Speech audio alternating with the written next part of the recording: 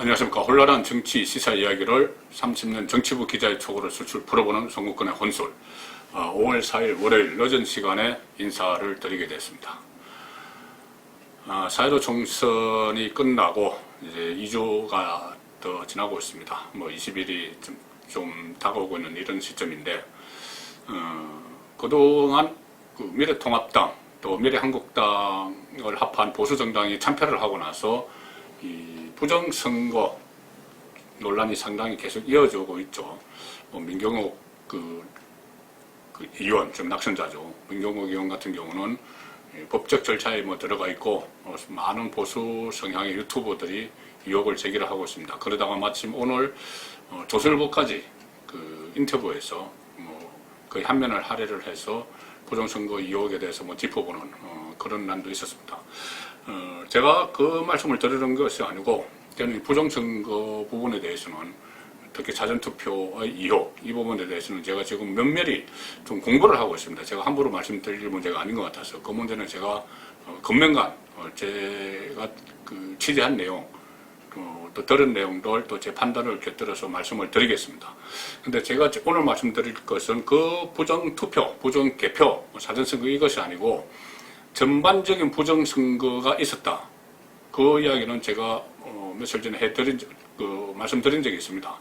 왜 그러냐면은 두 가지, 여러 가지 정황이 있지만 그 중에서도 오거돈 전 부산시장의 성추문 사건이 4월 7일에 있었는데, 그것을 4월 15일 총선 이후로 늦추는 과정에서 그러니까 오거돈 전 시장이 사퇴를 하고 또 사과를 하고, 이것을 총선 이후로 늦추는 과정에서 보이지 않는 손이 작용한 의혹, 여건에서 그런 것들이 있고, 또 더불어시민당, 여건 위성정당이죠. 더불어시민당의 비례대표 당선자, 또 양정숙 당선자 같은 경우도 부동산 의혹, 그런 의혹이 있었는데, 그것은 또 총선 전에는 감춰져 있었습니다. 그리고 총선 이후에 드러내는 이런 것들이 일종의 어떤 국민들의 판단에 악영향을 미치지 않기 위해서, 여권 입장에서 악영향을 미치지 않기 위해서 어떻게 보면은 특히 이 오거돈 전 시장 같은 경우는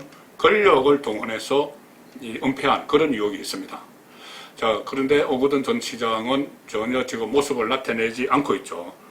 성추행 사건으로 사퇴한 것이 벌써 12일 만에, 12일이 지났는데, 오늘 12일 만에 경남 거제도에 있는 한 펜션에서 오거돈 전 시장이 발견이 됐습니다. 오거돈 전 시장의 행적이 왜 중요하냐면은 여러 가지 해명을 해야 될 부분이 오거돈 전 시장에게 있는데, 부산시 또 전국을 그렇게 발칵 뒤집혀 놓고 12일 동안 잠적을 해 있다가 오늘 부산일보의 취재진에 의해서 거제도에서 포착이 된 겁니다. 그때 사퇴 기자회견을 하고 12시, 11시에 기자회견을 하고 12시에 거가대교, 부산의 거가대교에서 한 시민이 휴게소에서 포착을 해서 그 사진을 부산일보에 제공한 적이 있죠. 그 거가대교가 거제와 가덕도로 있는 대교입니다. 그래서 아마 거제도 쪽으로 가서 있지 않을까, 그런 추측이 있었는데, 실제로 오늘 오후에 한 3시 20분쯤에 거제시 남부면 해금강 유람선 매표소 옆에 있는 4층 규모의 한 펜션에서 오거돈 전 시장이 발견이 됐습니다. 취재진에 의해서. 이 펜션은 오거돈 전 시장의 지인이 갖고 있는 소유라고 합니다. 그 펜션에서 오거돈 전 시장이 부산일보 취재진에 발견이 됐는데, 이 부산일보 취재진이 성추행이나 또 불법 인사청탁 이야기도 있죠. 본인이 성추행을 한 그 피해자를 서울시 이해로 전보시켰다, 그런 의혹들도 있습니다. 그 다음에 이것을 부산시 여직원 성추행 사건을 무마하는 과정에서 부산시의 정무라인들이 나선 개입한 그런 의혹 등을 물었지만은, 그 의혹 등에서는 묵묵부답하고 취재진을 피해서 도망가듯이 자리를 피했다, 이렇게 부산일보가 보고를 했습니다. 자리를 피하면서 오거돈 전 시장은 사람 잘못 보셨습니다, 이렇게 답변을 남기고, 검은색 승용차에 한급히 올라서 몸을 싣고 떠났다. 부산일보는 오거돈 전 시장이 지금 어떻게 보면 잠적한에서 일종의 언론을 피해서 도피 행각을 하는, 언론을 피해서 하는 것이죠.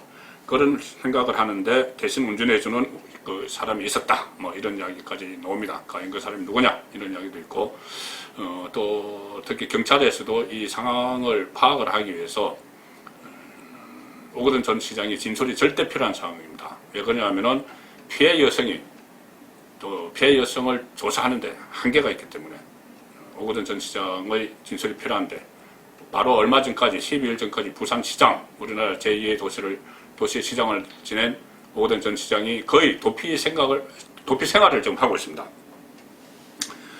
그러니까 이런 의혹들이 막 쏟아지는데, 지금 본인은 휴양지에서 나몰라라 하고 숨어 지내는 모습이 포착이 된 것이죠. 자, 일단 오거돈 전 시장은 세 가지를 국민들과 특히 부산 시민들에게 이야기를 해야 됩니다. 하나는 피해자가 전혀 나타나지 않고 있습니다. 이 피해자를 대신해서 입장을 설명하는 쪽이 부산의 성폭력 상담소인데, 그 부산 성폭력 상담소 소장은 과거에 그 노무현 전 대통령 그 지지했던 사람이고, 또 문재인 전 대통령이 2012년에 대선 후보로 나섰을 때 그 캠프에서 좀 일을 했었습니다. 그리고 노무현 정부가 출범할 때는 인수위원회도 있었죠. 그래서 그때 당시에 뭐 부산시당 의원인 전재수 의원과도 뭐 알았다, 뭐 그런 이야기도 있고, 어쨌든 부산의 친문 인사들과 그 가까운 정황이 있는 그런 사람이 성폭력 상담소 소장인데, 거기에 통해서만 피해자의 이야기가 들리고 있습니다. 그렇기 때문에 오거돈 전 시장이 나타나서 시장직을 사퇴해라, 이 요구를 피해자가 직접 했는지, 그리고 피해자가 총선 후에 뭐 4월 말까지, 그 피해는 4월 7일 당했지만은 4월 15일 넘겨서 총선 후에 사퇴해라, 이것은 성폭력 상담소가 피해자가 요구를 했다고 주장을 합니다. 오히려 선거에 영향을 주지 않기 위해서 뭐 이렇게 이야기를 하는데, 과연 그 말이 사실인지, 오거돈이 누구에게 그 이야기를 들었는지 그 부분을 분명히 해야 될 필요가 있고, 또 하나는 왜 4월 말에 사퇴한다는 공정을 법무법인 부산에서 했는지, 법무법인 부산, 노무현 전 대통령과 문재인 대통령이 변호사 시절에 같이 합동법률사무소를 하다가 노무현 전 대통령이 정치를 하기 위해서 나가니까 그때 만든 것이, 문재인 변호사가 만든 것이 법무법인 부산입니다. 그리고 이 법무법인 부산의 정재성 대표 변호사, 지금 대표 변호사, 그 초대는 문재인 대통령이었고, 지금 대표 변호사 정재성 변호사는 노무현 전 대통령의 조카 사위고, 오거돈 전 시장의 선거 캠프에서 일을 했었고, 문재인 대통령과는 직접 전화를 할 수 있는 그런 인물이다, 이런 말까지 있습니다. 그런데 왜 하필이면은 거기서 공정을 했는지, 이 과정에서 어떤 보이지 않는 손이 작용한 것은 아닌지 그 부분을 설명을 해야 됩니다. 그리고 세 번째는 사퇴 준비를 전혀 하지 않았던 것이 아닌가, 이런 의혹이 있습니다. 뭐 4월 말까지 공정을 했다고 해도 어떤 작업을 했든지 사퇴를 생각하지 않았던 것이 아닌가.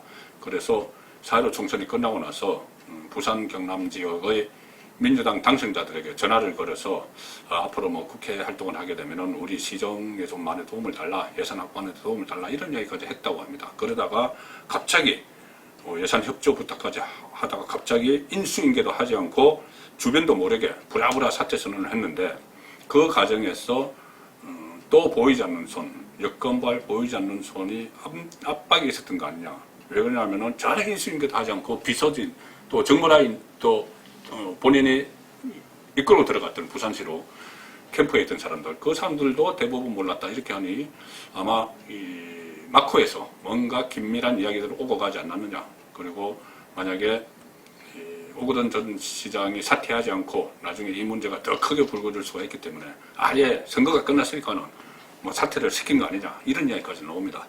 이런 그 세 가지 과정에서 포착되는 그 보이지 않는 손의 작용, 자, 그렇다면은 오거돈 전 시장은 지금은 나타나야 되죠. 자, 나타나서 보이지 않는 손이 누군지, 과연 있는지, 어떤 세력인지, 무슨 목적에서 공정에 개입을 했는지, 뭐 개입을 했다면은 또 선거를 앞두고 총선을 앞두고 이 사건이 벌어지고 나서 7월 14일부터 4월 7일 직후에 어떤 논의들이 긴박하게 논의들이 오고 갔는지, 그것이 청와대까지 다 알게 됐는지, 그런 부분들, 사퇴 과정에서 본인이 좀 버티려고 했는데 사퇴 과정에서 외압이 있었는지, 이런 부분들을 본인은 국민들과 부산 시민들에게 알릴 의무가 있습니다. 대한민국의 공무원으로서 그렇게 많은 국민들로부터 혜택을 받았고 그런 상황인데, 이런 많은 의혹들을 남기고 본인이 펜션에서 유유자적할 그런 입장이 아닌 것이죠. 그런 처지가 아닌 것이죠. 근데 아마도 지금 오거돈 전 시장이 일종의 언론을 피해서 도피 행각을 벌이는 그 배후에 또 보이지 않는 손이 작용하는 거 아닌가, 그런 합리적 의심마저 듭니다. 왜 그러냐면은 지금 만약에 오거돈 전 시장이 나타나서 제가 조금 전에 말씀드린 그런 의혹들에 대해서 자기 고백을 하게 되면은 엄청난 후폭풍이 치겠죠.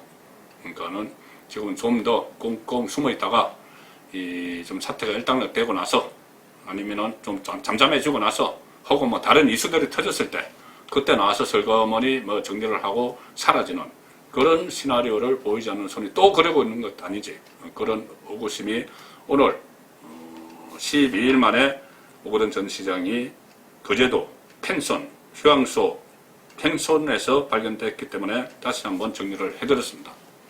조금권의 혼술이었습니다.